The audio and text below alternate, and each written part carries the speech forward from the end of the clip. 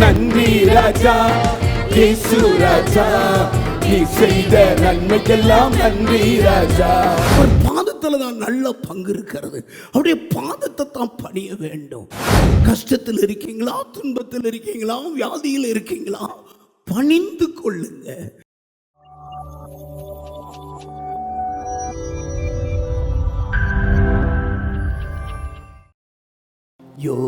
யோசனையில் பெரியவரே, ஆராதனை ஆராதனை, செயல்களிலே வல்லவரே, ஆராதனை ஆராதனை.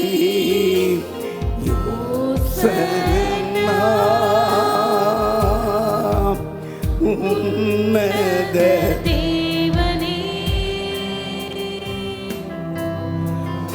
ஓஷானா ஓஷானா ஓஷானா ஓஷானா, உன்னத தேவனே, ஓஷானா ஓஷானா ஓஷானா. யோசனையில் பெரியவரே, ஆராதனை. கைகளை உயர்த்தி ஆராதனை. ஓ செயல்களிலே வல்லவரே, ஆராதனை ஆராதனை. ஓஷானா உன்னத தேவனே, ஓஷானா ஓஷானா ஓஷானா ஓஷானா ஓஷானா ஓஷானா. கண்மணி போல் காப்பவரே, ஆராதனை ஆராதனை. கழுகு போல சுமப்பவரே, ஆராதனை ஆராதனை. சொல்லுங்க, உன்னத தேவனே, ஓஷானா ஓஷானா ஓஷானா ஓஷானா ஓஷானா ஓஷானா. சிலுவையினால் மீட்டவரே, ஆராதனை ஆராதனை. சிறகுகளால் மூடுபவரே, ஆராதனை ஆராதனை. ஓஷானா. கைகளை உயர்த்தி உன்னத தேவனே, ஓஷானா ஓஷானா ஓஷானா ஓஷானா ஓஷானா ஓஷானா. தேடி என்னை காண்பவரே, ஆராதனை ஆராதனை. தினந்தோறும் தேற்றுபவரே, ஆராதனை ஆராதனை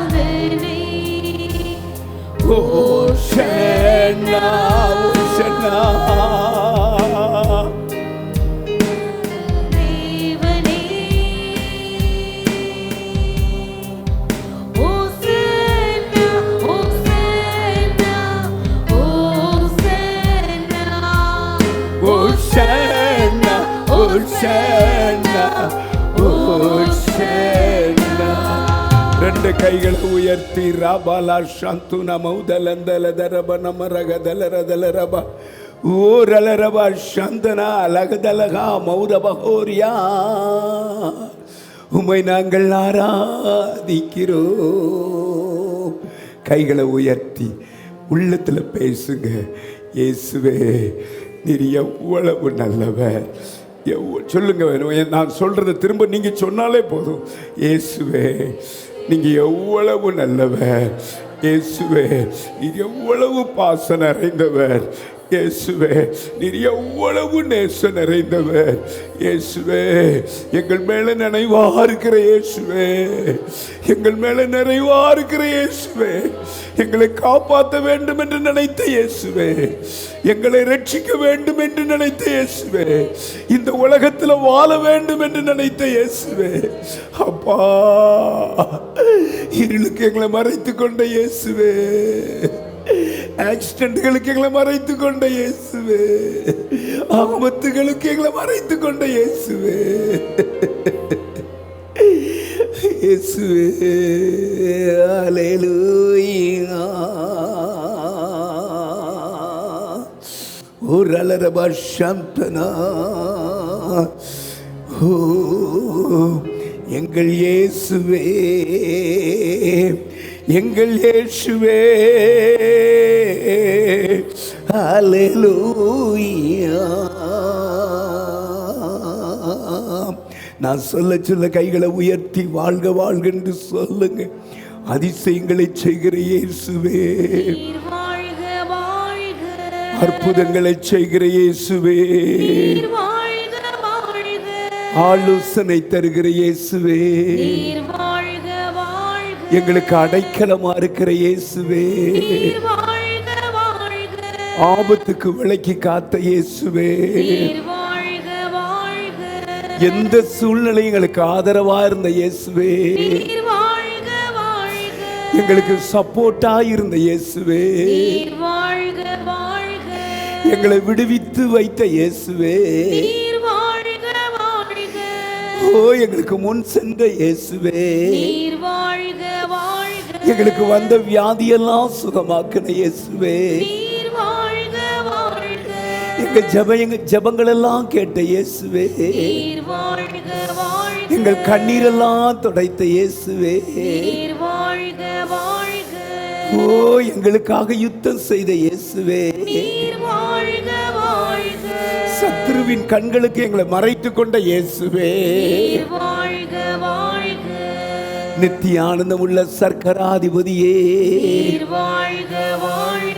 ராஜாதி ராஜாவே,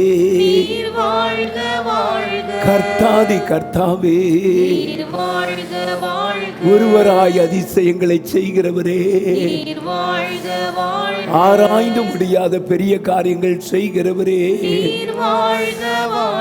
எண்ணி முடியாத அதிசயங்களை செய்கிறவரே, ஓ தாயிலும் சிறந்தவரே, தகப்பனிலும் சிறந்தவரே, அல்லேலூயா. ஆண்டவர் உங்கள் நடுவே நின்று அற்புதம் செய்து கொண்டு இருக்கிறார். உங்கள் காயங்களை கட்டி கொண்டிருக்கிறார். நான் உன்னை காப்பாற்றுவேன், உன் பிள்ளையை காப்பாற்றுவேன், உன் பிள்ளைனால உனக்கு பேர் உண்டாக்கி தருவேன், உன் மகனால உன் குடும்பத்தை கட்டுவேன். எல்லா கைகளை தட்டுங்களேன், கைகளை தட்டுங்களேன். ஒரு நாள் அரபா சாந்தனா. தீங்குக்கு மறைத்து கொள்ளுவேன், தீங்குக்கு மறைத்து கொள்ளுவேன், தீங்குக்கு மறைத்து கொள்ளுவேன். உன் மேலே ஒரு ஜபாவியை ஊத்துற, உன் மேலே ஒரு அபிஷேகத்தின் ஆவியை ஊத்துற, ஒரு பாரத்தின் ஆவியை ஊத்துற. கைகளை தட்டி அல்லேலூயா, அல்லேலூயா, அல்லேலூயா. உங்கள் பிள்ளைகள் ஒளிவு மர கன்றுகளைப் போல வளருவார்கள். அல்லேலூயா, அல்லேலூயா, ஆமே. எத்தனை பேர் சந்தோஷமா இருக்கீங்க? அல்லேலூயா. கடந்த நாளில் நம்முடைய கூட்டங்களை கர்த்தர் அற்புதமாய் ஆசீர்வதித்தார். திரளான கூட்டங்களை தந்தார். ஒரு சின்ன சஞ்சலம் கூட இல்லாதபடி சிறப்பாக ஒரே குடும்பம் போல நம்முடைய தாயாக இயேசு நின்று எல்லாருக்கும் சாப்பாடு பழுமாறினார். அல்லேலூயா. அவர்தான் பந்தி பழுமாறினார். அவர் தான் நமக்கு சமையலாக்கி கொடுத்தார். ஆமாம், ஜனங்கள் எல்லாம் திருப்தியாகி சாப்பிட்டார்கள். ஸ்தோத்திரம். ஜனக்கூட்டம் இது நிறைஞ்சி, சர்ச்சு நிறைஞ்சி, ஆமாம், ரோடெல்லாம் நிறைஞ்சி ஒரு பெரிய அற்புதத்தை வருஷம் வருஷம் கர்த்தர் செய்கிறார். இது நாங்கள் அல்ல, கர்த்தர் செய்கிற காரியம். அல்லேலூயா, அல்லேலூயா. அதற்கு நன்றி நன்றி என்று நான் பாட போகிறேன். நன்றி ராஜா, இயேசு ராஜா, நீர் செய்த நன்மைக்கெல்லாம் நன்றி ராஜா. நன்றி சொல்லணும். ஆமாம், நீங்கள் கொடுத்தீங்க, ஏராளமான பணம் கொடுத்தீங்க, பொருள் கொடுத்தீங்க, அரிசி கொடுத்தீங்க. அப்பா, ரொம்ப மகிழ்ச்சி எனக்கு. அல்லேலூயா. ஆமே. அந்த பெரிய பந்தல் போட்டதுக்கு 50,000 ரூபா பில் போட்டாங்க. கேட்டால் என்னையா, எல்லா தேவையும் சந்தித்தார். பாத்திர வாடகை மட்டும் எங்களுக்கு 18,000 ரூபா வந்திருந்தது. தேவைகளை சந்தித்தார். கைகளை உயர்த்தி அல்லேலூயா, அல்லேலூயா. நீங்கள் மனப்பூர்வமாய் கொடுத்த அந்த காணிக்கைகள் தான். யார்கிட்டையும் நாங்கள் கட்டாயப்படுத்தி கேட்கல. சபையில் அறிவிக்கிறோம், நீங்கள் அங்கே கொடுத்துட்டு போகிறீங்க. கர்த்தர் காரியத்தை செய்கிறார். அல்லேலூயா. ஆமாம், ஆண்டவர் நல்லவர். நன்றி ராஜா. நீங்கள் செய்த நற்கிரிகளை ஒரு நாளும் மறக்க மாட்டார். தம்பி, நன்றி ராஜா. இயேசு ராஜா, நீர் செய்த நன்மைகளுக்கெல்லாம் நன்றி ராஜா. பாட்டு போட்டு உள்ள. ஓ நன்றி ராஜா, இயேசு ராஜா, நீர் செய்த நன்மைக்கெல்லாம் நன்றி ராஜா.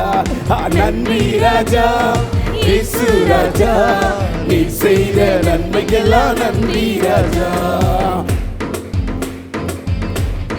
நல்ல கைத்தட்டு, உங்க கைத்தட்டுங்க கேட்கணும்.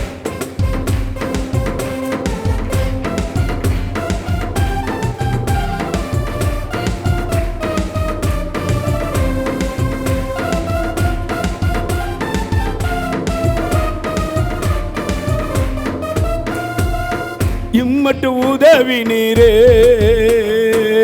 இதுவரை நடத்தி நீரே.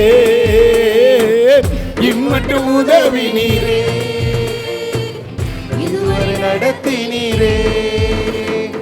இந்நாள் வரை காத்தீரே, எந்நாளுமே காப்பீரே. இந்நாள் வரை காத்தீரே, எந்நாளுமே சுமப்பீரே. உன்னதரை உம்மை நினைப்பேன், உம்மையே என்றும் துதிப்பேன். உன்னதரை உம்மை நினைப்பேன், உம்மையே என்றும் துதிப்பேன். நன்றி ராஜா, இயேசு ராஜா, நீ செய்த நன்மைக்கெல்லாம் நன்றி ராஜா. நன்றி ராஜா, ஆமே. இயேசு ராஜா, இயேசு ராஜாவுக்கு நன்றி நன்றி நன்றி. நன்றி ராஜா.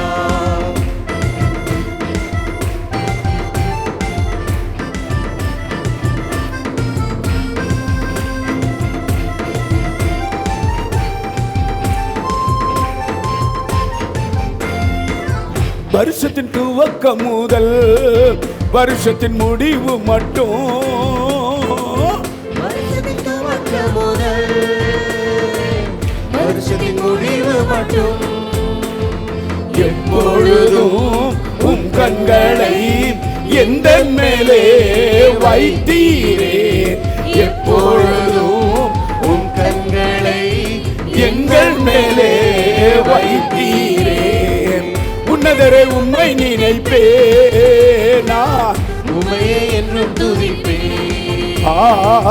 உன்னதரை உம்மை நினைப்பேன், உம்மையே என்றும் துதிப்பேன். நன்றி ராஜா, இயேசு ராஜா, நீ செய்த நன்மைக்கெல்லாம் நன்றி ராஜா. ஓ நன்றி ராஜா, Glory to God. இயேசு ராஜா, நீ செய்த நன்மைக்கெல்லாம் நன்றி ராஜா.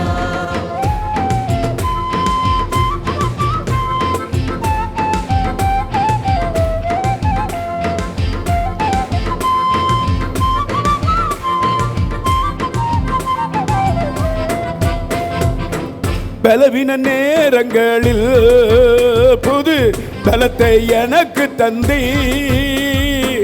பலவீன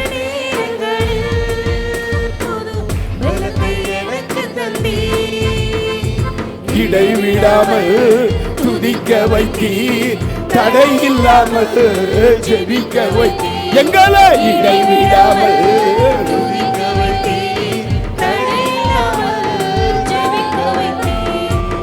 உன்னதரே உம்மை நினைப்பேன், ஓ உம்மையே என்றும் துதிப்பேன். உன்னதரே உம்மை நினைப்பேன், நான் உம்மையே என்றும் துதிப்பேன்.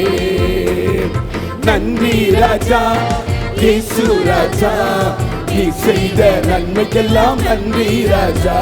ஓ நன்றி ராஜா இயேசு ராஜா, நீ செய்த நன்மைக்கெல்லாம் நன்றி ராஜா. எல்லாரும் தலைக்கு மேல கை தட்டுங்க. இடங்கள்லாம் நிரம்பட்டு இயேசுவின் நாமத்தில்.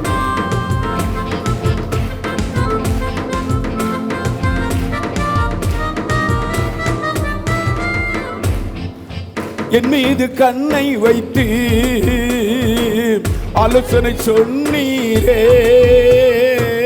என் மீது கண்ணை வைத்து ஆலோசனை சொன்னீரே. நான் நடக்கும் வழிகளையும் நாள்தோறும் காட்டினீரே. நான் நடக்கும் வழிகளையும் நாள்தோறும் காட்டினீரே. உன்னதரே உம்மை நினைப்பேன், நான் உம்மையே என்றும் துதிப்பேன். உன்னதரே உம்மை நினைப்பேன், நான் உம்மையே என்றும் துதிப்பேன். கைத்தறி தலைக்கு மேல. நன்றி ராஜா இயேசு ராஜா, நீ செய்த நன்மைக்கெல்லாம். எங்க Easter பண்டிகையில செஞ்சீங்களே, good Friday செஞ்சீங்களே, Raja Raja Raja Raja Raja Raja. நன்றி ராஜா இயேசு ராஜா, நீ செய்த நன்மைக்கெல்லாம் நன்றி ராஜா. அன்னி பாசிலே ரீபாலாரா ரிமணமாரகா ரீபாலாராதராமாக. அப்படி அந்நிய பாசிலே ஒரு அலரபா சக்கர பலபரா ஒரு ரகதரபதரபா ஒரு ரகந்தரமோ லேகரகா தேபாஹா ரோகாலாகா ரிபாலாகா. அநேகருடைய சிறையிருப்பு மாறுது, அநேகருடைய சிறையிருப்பு மாறுது. தடை உடையுது, கட்டு உடையுது. அற்புதங்கள் வாசல்கள் தானாய் திறக்குது, கதவுகள் தானாய் திறக்குது. வேலை வாய்ப்புகளுக்கு ஆண்டவர் இறங்குறார், உங்க மேல பிரிய வைக்கிறார். உங்க பிள்ளைகளை அள்ளி அணைக்கிறார், உங்க பிள்ளைகளை அள்ளி அணைக்கிறார். உங்க பிள்ளைகளை சபையில அடையாளங்களாக அற்புதங்களாக நிறுத்துகிறார்.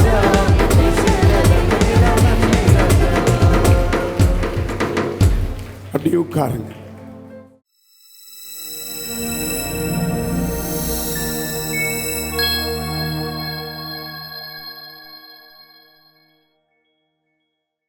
மத்தேயு எழுதின புஸ்தகம் 8வது அதிகாரம் 1வது வசனத்திலிருந்து 3வது வசனம் வரைக்கும் நான் வாசிக்க கேட்பேன். அவர் மலையிலிருந்து இறங்கின போது திரளான ஜனங்கள் அவருக்கு பின் சென்றார்கள். அப்பொழுது குஷ்டரோகி ஒருவன் வந்து அவரை பணிந்து, ஆண்டவரே, உமக்கு சித்தமானால் என்னை சுத்தமாக்க உம்மால் ஆகும் என்றான். இயேசு தமது கையை நீட்டி அவனை தொட்டு எனக்கு சித்தமுண்டு சுத்தமாக என்றார். தேவனுடைய மாபெரும் இரக்கம் பாஞ்சி சுகம் கொடுக்கிற ஒரு பகுதி. தேவனுடைய முழு இரக்கத்தையும் பெற்றுக்கொண்டான். கவனிங்க, இயேசு கிறிஸ்து மலை பிரசங்கம் 3 நாட்கள் இரவும் பகலும் மலை பிரசங்கம் பண்ணிட்டு ஜனங்களை திருப்தியாகி தான் அனுப்பினார். அப்படி ஜனங்கள் அங்கங்கே கிராமத்தில் இருந்த ஜனங்கள் எல்லாம் போயிட்டாங்க. மலை பிரசங்கம் பண்ணிட்டு இறங்குறார். அதோட மலை பிரசங்கம் முடிஞ்சிட்டு இறங்கி வரும்போது ஒரு குஷ்டரோகி, பழைய ஏற்பாட்டு காலத்தில் குஷ்டரோகி ஆட்களை பார்க்கக்கூடாது, ஆட்களுடைய சத்தம் கதில் கேட்கக்கூடாது. அப்படி அவன் கேட்டான். ஐயோ, நான் தீட்டுள்ள மனுஷன் அப்படின்னு அவன் சொல்லணும். அவனுடைய வஸ்திரத்தை அவன் கிழிச்சுக்கிட்டே இருக்கணும், எப்பொழுதும் கிழிச்சிருக்கணும் வஸ்திரம். அதான் அவனுக்கு அடையாளம். அவன் தலையை மூடக்கூடாது, தாடியை மட்டும் மூடணும், தாடியை மூடணும். அப்படித்தானே இருக்குது. அவன் வந்து நாட்டுக்குள்ள வாழக்கூடாது, புறம்பே வாழணும். கவனிக்கிறீங்களா? ரொம்ப பழைய ஏற்பாட்டு காலத்தில் இது ரொம்ப திட்டமாக இருந்தது. அவன் யதார்த்தமா வந்தான், அவனை பெற்ற தாயின் தகப்பனையும் பழி வாங்குவாங்க. ஏன் உன் பையன் குஷ்டரோகி, பாளையத்துக்கு புறம்பே தள்ளாம எங்கே இவனை நீ வச்ச? பயங்கர விதமான ஒரு கொடிய நோய், அருவருப்பான நோய், தொற்று நோய், சமுதாயத்தை கெடுக்கிற நோய் அப்படி இருந்தது. லேவியராகமம் புஸ்தகத்தை எடுத்துக்கொள்ளுங்க.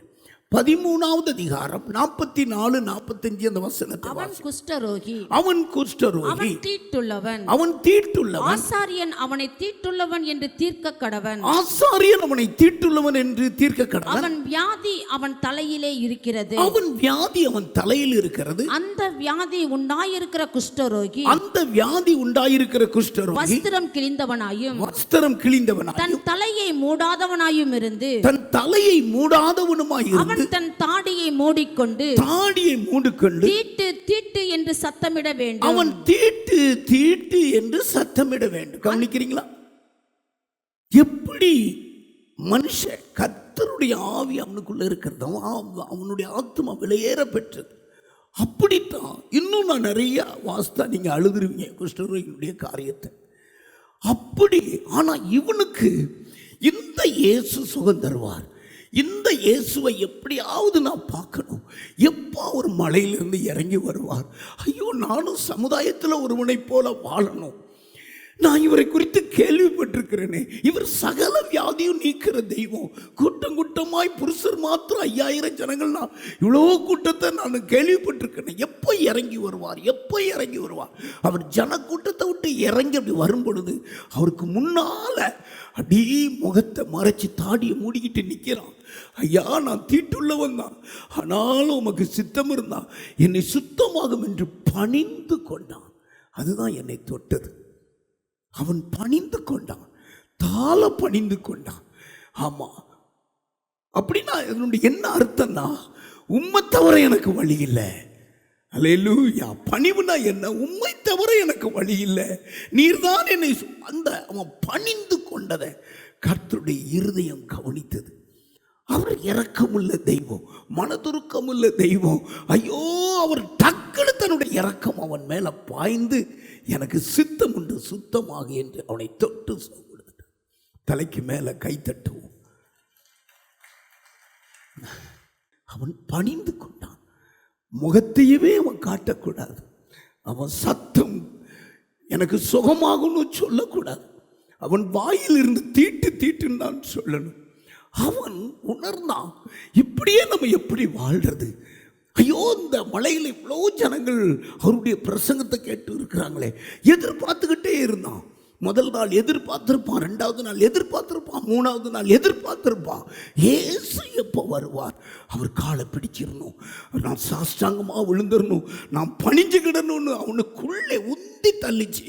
யார் என்னை வெட்டி போட்டாலும் சரி, எங்கள் அப்பா அம்மாவுக்கு கெடுதி வந்தாலும் சரி, எனக்கு சுகமாகணும், நான் அவரை பணிந்து கொள்ளுவேன். கவனிக்கிறீங்களா? பணிந்து கொண்டான். தேவனுடைய மனதுருக்கம் அவனை தொட்டு சுகப்படுத்தியது. ஜோரா கைத்தட்டுங்க. அல்லேலூயா, அல்லேலூயா.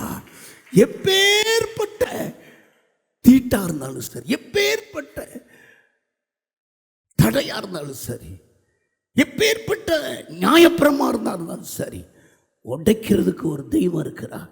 அவர் தான் இயேசு. உங்களை என்ன எதிர்பார்க்கிறார்? பணிந்து கொள்ள வேண்டும் என்று எதிர்பார்க்கிறார். இன்னைக்கு தலைப்பு, இயேசுவை பணிந்து கொள்ளும் பொழுது கிடைக்கிற ஆசீர்வாதம். 95ஆம் சங்கீதம் 6வது வசனம் சொல்லப்பட்டிருக்கிறது. ஓ, நம்மை உண்டாக்கின கர்த்தருக்கு முன்பதாக நாம் பணிந்து குனிந்து முழங்கால் படியிடவே. இதுதான் திட்டம், இதுதான் பிரமாணம். நம்ம பணியணும், நம்மை உண்டாக்கின தெய்வத்தை பணியணும். இதுதானே அவர் எதிர்பார்க்கிறார். படைத்ததெல்லாம் படைத்தார் மனுவுக்காக, மனுஷனுக்காக. மனுஷனை படைத்தார் தன்னை வணங்க, தன்னை பணியணும், தன்னை பணியணும். 99ஆம் சங்கீதம் 5வது வசனத்தை நீங்க வாசித்தா, நம்முடைய தேவனாகிய கர்த்தரை உயர்த்தி அவர் பாதத்தை பணியுங்கள், அவர் பரிசுத்தம் உள்ளவரே. கைகளை தட்டி ஆண்டவரை துதிங்க, துதிங்க, துதிங்க, துதிங்க, துதிங்க. அவரை பணிங்க. கஷ்டமா, வியாதியா, கேன்சர்னு சொல்லிட்டாங்களா, மரணம்னு சொல்லிட்டாங்களா, பணிங்கள. இரக்கம் பாய், தேவ இரக்கம் பாய். நம்முடைய அந்த பணியக்கூடிய தேவனுடைய பவர் என்ன? தேவனுடைய பவரை கொலோசியர் 1:16 எழுதியிருக்கிறது. நம்முடைய தேவன் அதாவது பணிவுக்கு ஆயத்தமான தேவன். அவர் ஒருவரே பணிய வேண்டும். காரணம், ஏனெனில் அவருக்குள் சகலமும் சிருஷ்டிக்கப்பட்டது. வாசிங்க. ஏனென்றால் அவருக்குள் சகலமும் சிருஷ்டிக்கப்பட்டது. இந்த செய்தியை கேட்கிற தேவனுடைய மகனே, மகளே, இயேசுவை ஏன் பணிய வேண்டும்? இயேசுவின் பாதப்படிக்கு ஏன் சாஷ்டாங்கமாய் விழ வேண்டும்?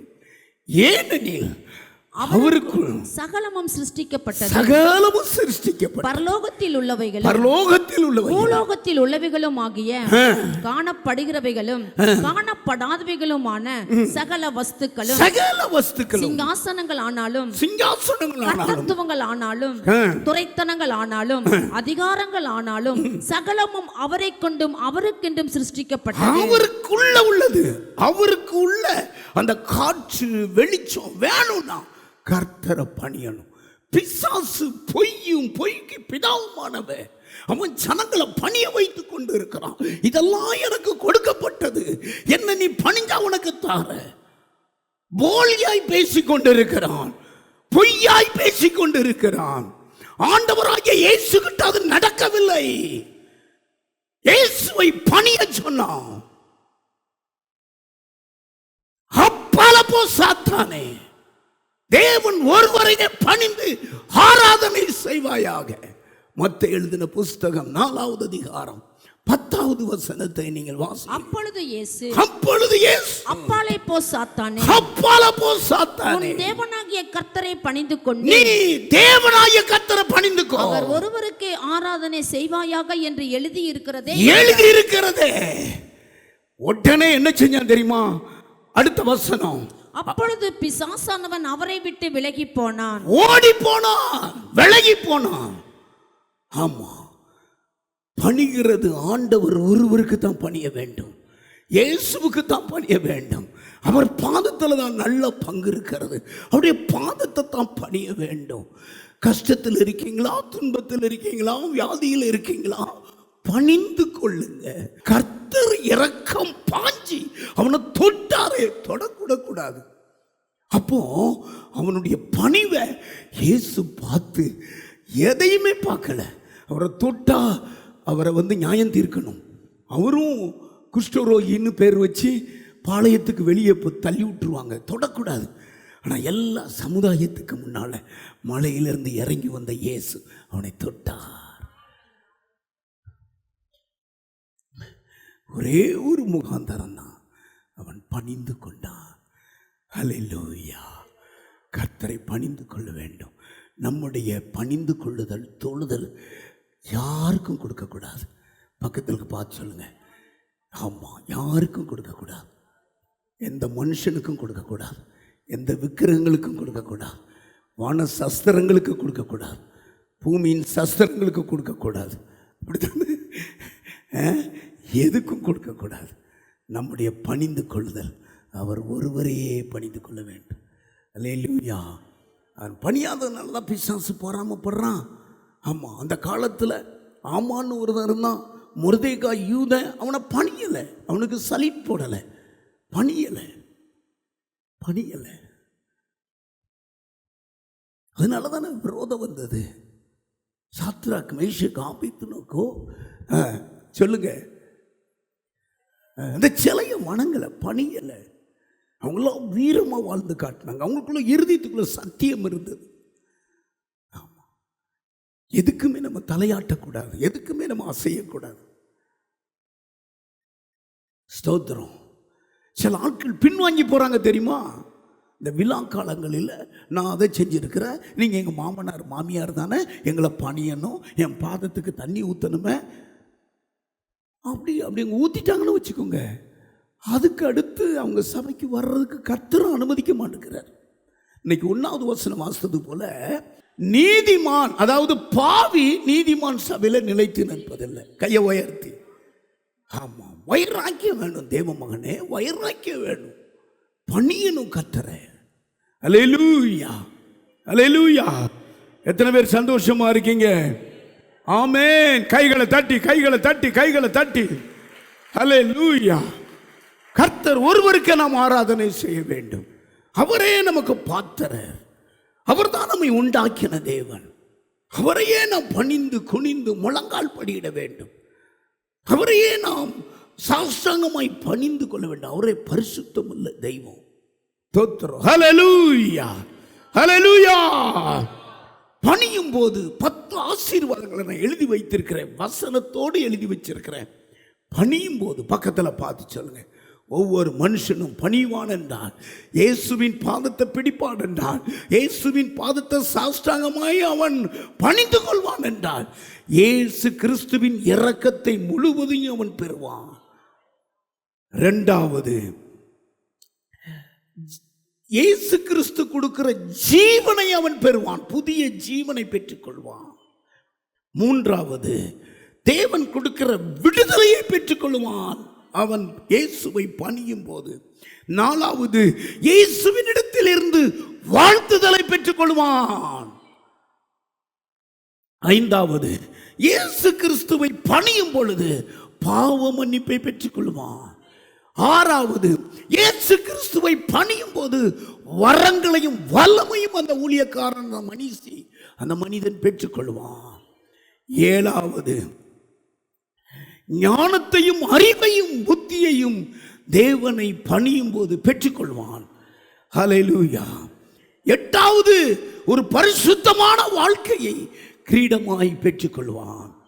9வது, அவனை சுற்றிலும் ஒரு கவரிங், பாதுகாப்பான வாழ்க்கையை தேவனை பணிந்து கொள்ளும் போது பெற்றுக்கொள்வான். ஹல்லேலூயா, ஹல்லேலூயா, ஹல்லேலூயா. பரிபூரண ஆசீர்வாதத்தை பெற்றுக்கொள்வான். சாஸ்திரிகள், அம்மா, அப்படி இயேசு பாலகனா பிறந்திருக்கிற பொழுது அப்படி அவருடைய சொல்லுங்க தூப வர்க்கங்களையும் பொன்களையும் படைக்கிறாங்க. உடனே கர்த்தர் பணிந்து கொண்டார்களாம். உடனே சொல்றாரு, ஒரு தூதன் வாரான், இனி நீங்க எகிப்துக்கு போங்க. கைகளை உயர்த்தி, ஏரோது பிள்ளைய கொல்ல பார்க்கிறான். ஒரு பாதுகாப்பு, ஒரு கவரிங்.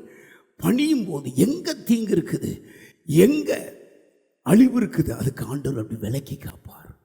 ஹல்லேலூயா, ஹல்லேலூயா. பணிந்து கொள்ள வேண்டும். குஷ்டரோகி பணியவே கூடாது, கிட்ட வரவே கூடாது. லேவியராம் புத்தகத்தை இன்னும் நீங்க படிச்சுக்கிட்டே இருந்தா குஷ்டரோகத்தை குறித்து ஆழமாய் எழுதியிருக்கிறது. ஆமாம். ஆகையினாலே அவன் சட்டத்தை மீறினா, சமுதாயத்தை மீறினா, நானும் இயேசு யாரையும் கூப்பிடலை. எனக்கு சுகம் வேணும், அவர் பாதத்தை நான் பணிவேன். நான் பணிஞ்ச உடனே அப்படி நிமிர்ந்து எனக்கு சுகம் தந்துடுவார். கையை உயர்த்தி அல்லேலூயா. அவருடைய முழு இரக்கமும் அவருடைய மனதுருக்கமும் என் மேலே பாயும், நான் சுகமாவேன். இன்னைக்கும் பணியும் போது 3 காரியங்களை கர்த்தர் செய்கிறார். 1வது, இயேசுவை பணியும் பொழுது புது ஜீவன் உண்டாகிறது. உன் ஜீவன் புதுப்பிக்கப்படுகிறது. மரண அவயங்கள் அழிக்கப்படுகிறது. ஆமா. மத்தேயு எழுதின புஸ்தகம் 9வது அதிகாரம். அவர் இவைகளை அவர்களுக்கு சொல்லிக் கொண்டிருக்கையில், அவர் இயேசு கிறிஸ்து போதித்துக் கொண்டிருக்கையில் தலைவன் ஒருவன் வந்து அவரை பணிந்து என் மகள் இப்பொழுதுதான் மரித்து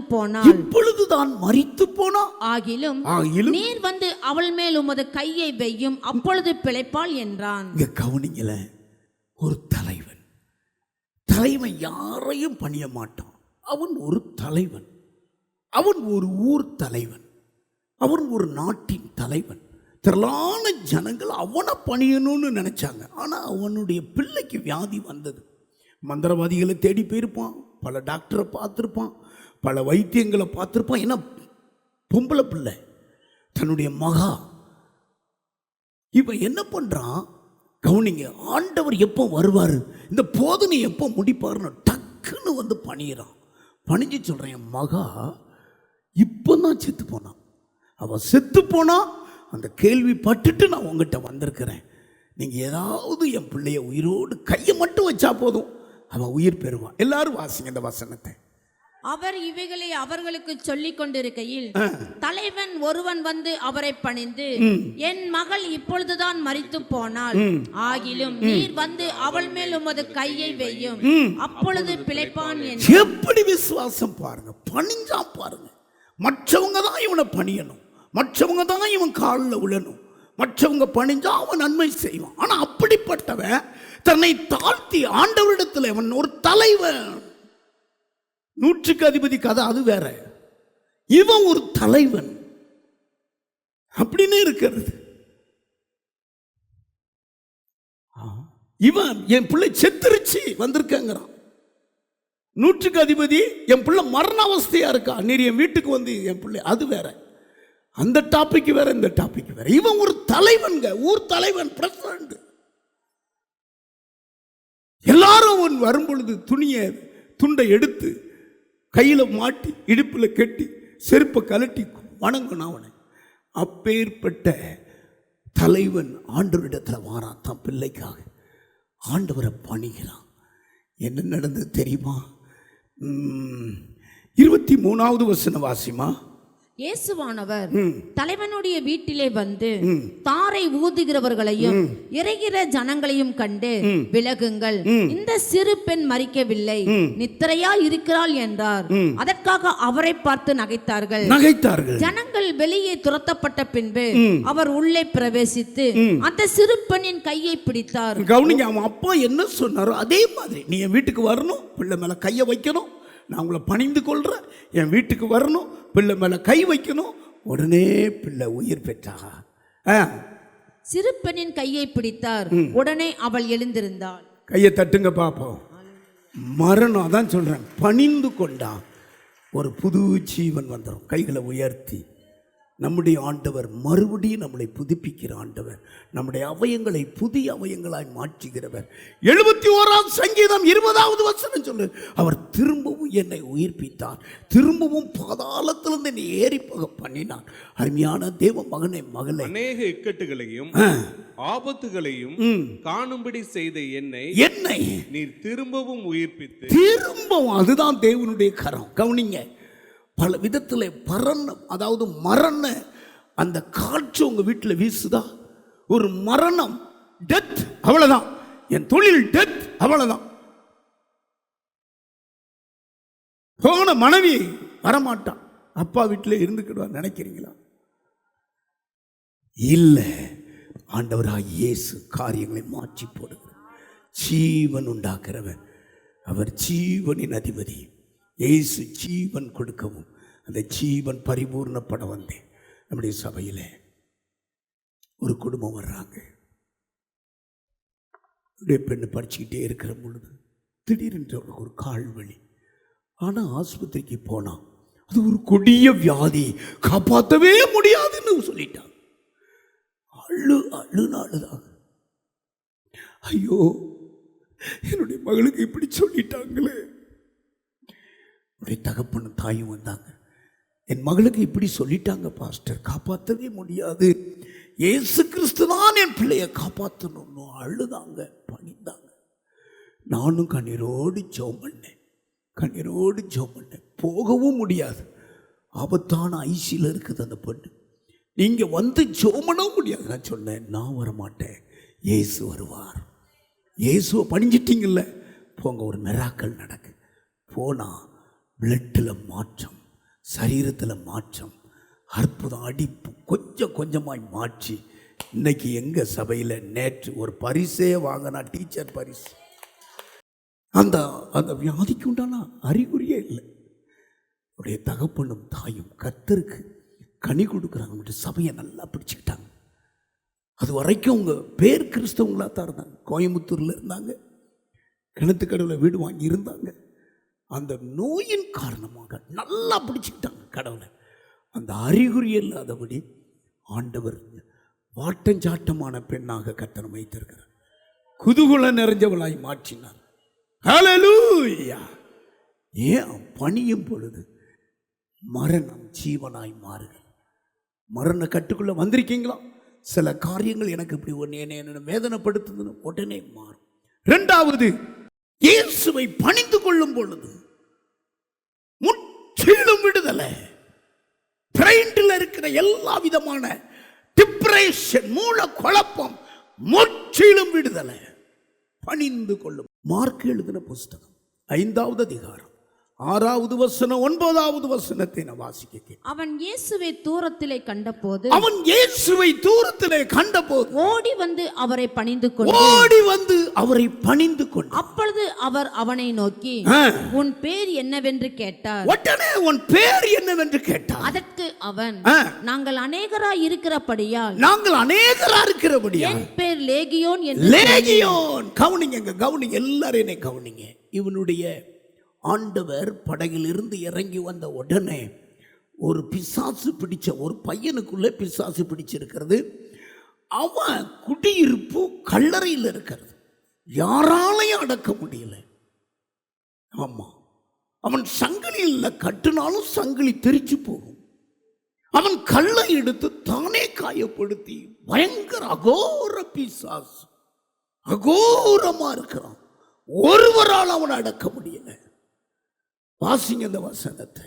2வது வசனமா, அவர் படவிலிருந்து இறங்கின உடனே அசுத்த ஆவியுள்ள ஒரு மனுஷன் பிரேத கல்லறைகளிலிருந்து அவருக்கு எதிராக வந்தான். அவனுடைய குடியிருப்பு கல்லறைகளிலே இருந்தது.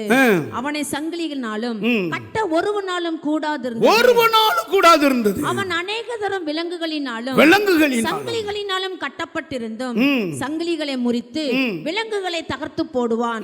அவனை அடக்க ஒருவராலும் கூடாது. ஒரு மென்டல் ஆள் அவன். பாருங்க எப்படின்னு. அவன் இதே பகுதி லூக்கால எழுதியிருக்கிறது. லூக்கா 8வது அதிகாரம் 31வது வசனம். அவன் சொல்றான், ஆண்டவரை பார்த்து பணிந்த உடனே, ஆண்டவரே எங்களை நீர் பாதாளத்தில் அனுப்பக்கூடாது, பன்றி கூட்டத்துக்குள்ளே அனுப்பும். எங்களை பாதாளத்திலே போக கட்டளையிடாதபடிக்கு. எங்களை பாதாளத்துக்குள்ளே போக கட்டளையிடக்கூடாது. அவனுக்கு தெரியுது பாருங்க. பைத்தியம் பிடிச்சிருந்தாலும் பாதாளத்தை பத்தி தெரியுது. உங்களுக்கு தெரியுமா பாதாளத்தை? தெரியுமா? பாதாளத்தை தெரிஞ்சு வச்சுக்கிடணும். அங்க அக்னி அவியாது, புழு சாகாது. அது கொடூரமான இடம். அவன் சொல்றான், ஆண்டவர்கிட்ட விடுதலை பணிஞ்ச உடனே அவர் விடுதலை கொடுக்கிற ஆயத்தமா இருக்கிறாரு. விடுவின்னு அவன் சொல்றான். நீர் விடுவிச்சா என்னை பாதாளத்தில் தள்ளி போட்டுருவீர். அங்கு ஏற்கனவே நான் ஐஸ்வர்யவான் வந்தது எனக்கு தெரியும். அல்லேலூயா. ஒரு சொட்டு தண்ணிக்கு அவன் கதறினது எனக்கு தெரியும். ஆகையினால எனக்குள்ள பிசாசு பிடிச்சிருக்கிறது. நான் மெண்டல் தான், என்னை யாராலையும் அடக்க முடியாது, உண்மைதான். ஆனாலும் என்ன நீர் இப்ப விடுதலை செய்ய போகிறீர்? விடுதலைக்காக உண்மை பணிகிறேன். ஆனா என்ன பாதாளத்தில் தள்ளி போடாத பன்றி. அந்த அருக்கு பாருங்க, அந்த பன்றி கூட்டத்துக்குள்ள தள்ளி போடுங்க. வேதம் சொல்லுகிறது 2000 பன்றிகளுக்குள்ளே பூந்து கடலிலே மாண்டு அப்படியே அவன் தெளிவாயிட்டான். வேதம் சொல்லுறது, தெக்கபோலி என்ற நாட்டில் இயேசு ஊழியம் செய்யும் பொழுது அவன் வஸ்திரம் உடுத்தி புத்தி தெளிந்து அவருக்கு பின் சென்றான். என்ன அமைதியா இருக்கீங்க? அல்லேலூயா. மார்க் எழுதின புஸ்தகம். இயேசு அவைகளுக்கு உத்தரவு கொடுத்த உடனே அசுத்த ஆவிகள் புறப்பட்டு பன்றிகளுக்குள்ளே போயின. உடனே ஏறக்குறைய 2000 பன்றிகளுக்குள்ள 2000 ஒரு மனுஷனுக்குள்ள இருக்கிற ஆவி. இவன் லேகியன் பிசாசு. நாங்க பைபிள் காலேஜ் படிக்கும் போது லேவியன்னா 6000 பிசாசு ஒரு மனுஷனை பிடிக்குது. இவன் போற வழி பாருங்க, 2000 பன்றிகளுக்குள்ள அந்த ஆவி போகுது. கூட்டம் உயர்ந்த மேட்டிலிருந்து ஓடி கடலிலே பாய்ந்து கடலில் அமிழ்ந்து மாண்டு போனது. இயேசுவினிடத்தில் வந்து லேகியனாகிய பிசாசுகள் பிடித்திருந்தவன் வஸ்திரம் தரித்து உட்கார்ந்து புத்தி தெளிந்திருக்கிறதை கண்டு பயந்தார்கள். கைகளை உயர்த்தி ஒரு அல்லேலூயா சொல்லுங்க. அல்லேலூயா. காரணம் அவனுக்கு புத்தி தெளிந்துட்டு இப்போ அவன் விடுதலை பெற்றுட்டான். ஆமா, பணியும் பொழுது மெண்டல் அட்டாக் அப்படி விடுதலையாகிறது. டிப்ரெஷன் விடுதலையாகிறது. புத்தி மாறாட்டம் விடுதலையாகிறது. அவர் சொன்னார், இதுக்கு மருந்தே இல்லையா பாஸ்டர்னார். இல்லை, மருந்து இருக்கு. இயேசு கிறிஸ்து தான் மருந்து. இயேசு கிறிஸ்து தான் விடுதலை. ஆமாம், குமாரன் விடுதலையாக்கினார். மெய்யான விடுதலை. ஹல்லேலூயா. சத்தியத்தை நீங்கள் அறிஞ்சிக்கிட்டா சத்தியம் உங்களை விடுதலையாகும். பணிந்து கொள்ளுங்க, பணிந்து கொள்ளுங்க. சில டிப்ரெஷனில் இருக்கீங்களா, சில குழப்பத்தில் இருக்கீங்களா, வீட்டுக்கு வரும்பொழுது ஏதோ கிறுன்னு ஒரு மாதிரி சொல்லுதா?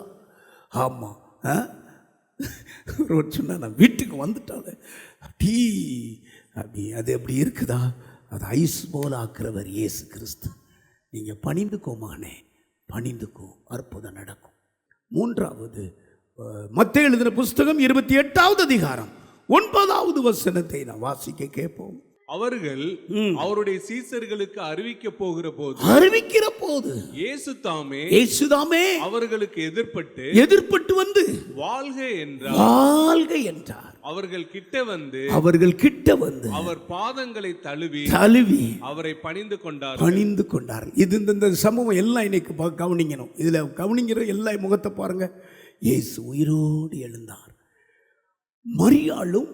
மற்ற மரியாளும் ஐயோ இது என்ன, ஒருவர் அப்படி திடீர்னு பார்க்குறாங்க. ஒருவர் அப்படி வெண்வஸ்திரம் தரித்து கல்லை புரட்டி அந்த கல் மேலே உட்கார்ந்துருக்கிறார். அவர்கிட்ட கேட்குறாங்க, என்னங்க இயேசு எங்க?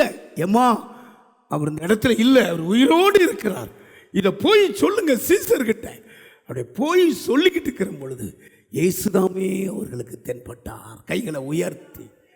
அல்லேலூயா. எப்போ தெரியுமா? வாரத்தின் முதல் நாள் அதிக இருட்டோடு. முதல் வசனம் வாசிமா. ஓய்வு நாள் முடிந்து வாரத்தின் முதலாம் நாள் விடிந்து வருகையில் மகதலேனா மரியாளும் மற்ற மரியாளும் கல்லறையை பார்க்க வந்தார்கள்.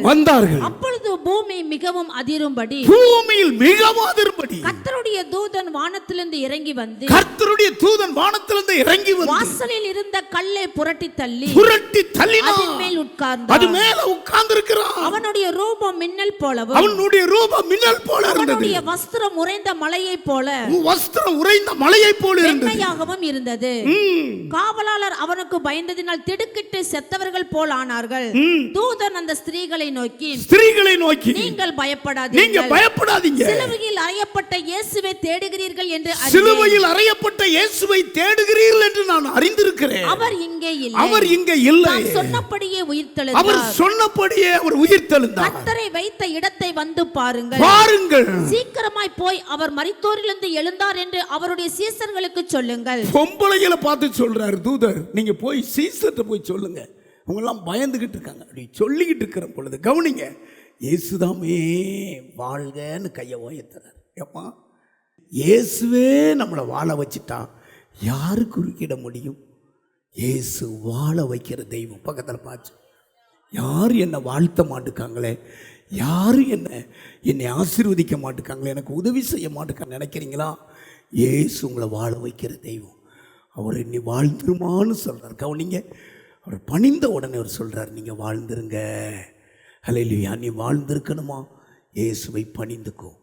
அவர் செத்த தெய்வம் அல்ல, அவர் உயிருள்ள தெய்வம். உயிரோடு இருக்கிறார். பூட்டப்பட்ட அறைக்குள்ளே வருவார், வாழ்கன்னு சொல்லுவார். இயேசு வாழ்க. அநித்தியமான அந்த பெத்துவேலும் லாபானும் அழிஞ்சு போகிற மனுஷன் ரெபெக்காள் புறப்படும் பொழுது, என் சகோதரியே, என் மணவாளியே, நீ கோடாகோடியாய் வாழ்ந்து பெருகுவாயன்னு சொன்ன வார்த்தை ரெபெக்காளுக்கு பலித்ததென்றால் இயேசுவே வாழ்கன்னு சொல்றாரே, அந்த வார்த்தை ஒன்று கீழே விழாது, அப்படியே பலிக்கும். நீங்க பக்கத்தில் பார்த்து சொல்லுங்க, வாளாகாம தலையாகுவீங்க, கீழாகாம மேலாகுவீங்க. நீங்க அநேகருக்கு கடன் கொடுப்பீங்க. ஹல்லேலூயா, ஹல்லேலூயா. உங்களுக்கு வானத்தின் பொக்கிஷமாகிய பண்டக சாலையை கத்த திறக்க போகிறார். எல்லாவற்றையும் வாழ்ந்திருக்க போறீங்க. ஆமீன் சொல்லுங்க. ஹல்லேலூயா. நம்மளை வாழ வைக்கிறவர் இயேசு. நம்மளை வாழ வைக்கத்தானே இயேசு சிலுவையில் மரித்தார். 1 தெசலோனிக்கேயர் எழுதின புஸ்தகம் 5வது அதிகாரம் 10வது வசனத்தை நீங்க வாசிப்பினால், நாம் ஏகமாய் பிழைத்திருக்கும்படி, நாம் ஏகமாய் வாழ்ந்திருக்கும்படி, சுகித்திருக்கும்படி, அதாவது மேலும் மேலும் மேலும் பெருகும்படி அவர் உங்களுக்காக மரித்தார். ஒவ்வொரு ஞாயிற்றுக்கிழமையும் ஏராளமான ஜனங்கள் நமது ஆலயத்திற்கு வந்து விடுதலை, சுகம், ஆசீர்வாதம் மற்றும் சமாதானம் பெற்று செல்கின்றனர். நமது சபையின் ஆராதனை நேரங்கள் ஒவ்வொரு ஞாயிற்றுக்கிழமை தோறும் முதலாம் ஆராதனை அதிகாலை 5 மணிக்கும், 2ஆம் ஆராதனை காலை 7 மணிக்கும், 3ஆம் ஆராதனை காலை 9 மணிக்கும், 4ஆம் ஆராதனை மாலை 6:30 மணிக்கும் நடைபெறும். முதல் 3 ஆராதனைகளையும் நீங்கள் நேரடியாக சபையின் யூடியூப் வலைதளத்தில் உள்ள IPHH கிணத்துக்கடவு சேனலில் உலகத்தின் அனைத்து பகுதிகளிலும் இருந்து பார்த்து பயனடையலாம். சிறுவர்களுக்கான ஓய்வு நாள் பள்ளி முதலாம் ஆராதனையில் காலை 6 மணிக்கும், 2ஆம் ஆராதனையில் காலை 8 மணிக்கும், 3ஆம் ஆராதனையில் காலை 10 மணிக்கும் நடைபெறும். வாலிபர் கூடுகை ஒவ்வொரு மாதமும் முதல் ஞாயிற்றுக்கிழமை அன்று காலை 9 மணிக்கு வாலிபர்களுக்கான விசேஷித்த கூடுகை நடைபெறும்.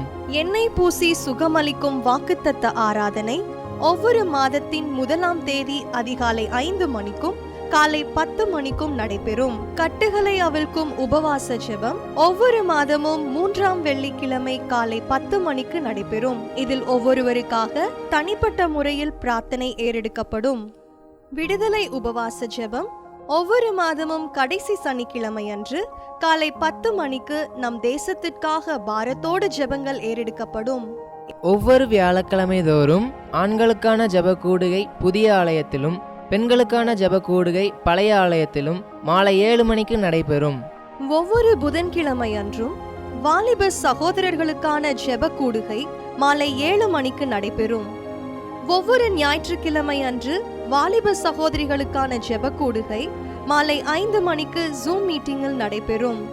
நமது சபையில் தினமும் காலை 10 மணி முதல் 2 மணி வரை சபைக்காகவும் தேசத்திற்காகவும் ஜெபங்கள் ஏறெடுக்கப்படும். இக்கூட்டங்களில் கலந்து கொண்டு தேவ ஆசீர்வாதம் பெற யாவரையும் அன்புடன் அழைக்கிறோம். எங்களது முகவரி IPA ஜெப ஆலயம், சர்வம் தியேட்டர் பின்புறம், பொள்ளாச்சி மெயின் ரோட், கிணத்துக்கடவு 642109. ஜெப உதவிக்கு 9443435618 9488873284. டிவி நிகழ்ச்சிகள் நமது சபையின் மூலம் பொள்ளாச்சி முழுவதும் 24 மணி நேரமும் ஜேகிங் டிவி ஒளிபரப்பப்படுகிறது. VK செட்டப் பாக்ஸில் 112வது சேனலிலும், TCCL செட்டப் பாக்ஸில் 152வது சேனலிலும், SCV செட்டப் பாக்ஸில் 217வது சேனலிலும், டாக்ஸ் செட்டப் பாக்ஸில் 62வது சேனலிலும் நமது சபையின் பாடல்கள், ஆராதனைகள், செய்திகள் ஒளிபரப்பப்படுகிறது.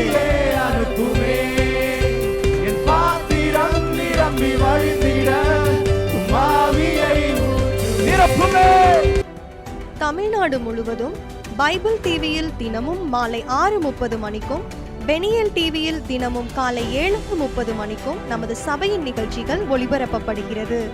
இந்த டிவி ஊழியங்களின் மூலம் ஆயிரக்கணக்கான ஜனங்கள் ஆசிர்வதிக்கப்பட ஜெபித்துக் கொள்ளுங்கள்.